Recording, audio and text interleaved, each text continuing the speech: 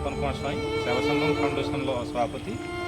आम 2 दिन तल खबर में प्रसारित हमार देखी अर्गस न्यूज आम भगराई अंचल जलधा ग्राम जड़े व्यक्ति ये कि रवींद्र कुमार पंडा आज को 2-3 वर्ष है शଯ୍याशायी अवस्था अच्छा पारालिसिस अवस्था तेणु तांकर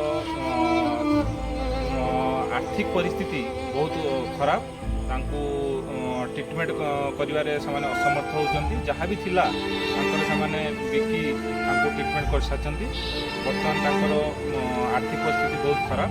आम अर्गस न्यूज माध्यम रे देखी आम सेवा संगम फाउंडेशन समस्त सदस्य निष्पत्ति नेले जे आमे तांको किछि साहाय्य करिबु सेही मनोवृत्ति नै आमे आज तांको घरକୁ जाउछु आउ तांकर जो कुनी कुनी दुई बालिका अछंती तांको आमे तांको पाई ड्रेस नौछु एवं तांको गोटे मास पाई आमे राशन सामग्री दौछु एवं तांकर टोटाल 3 मासर डॉक्टर देखेबार खर्च एवं मेडिसिन खर्च आमे बहन करियु बोली आमे निष्पत्ति नेछु।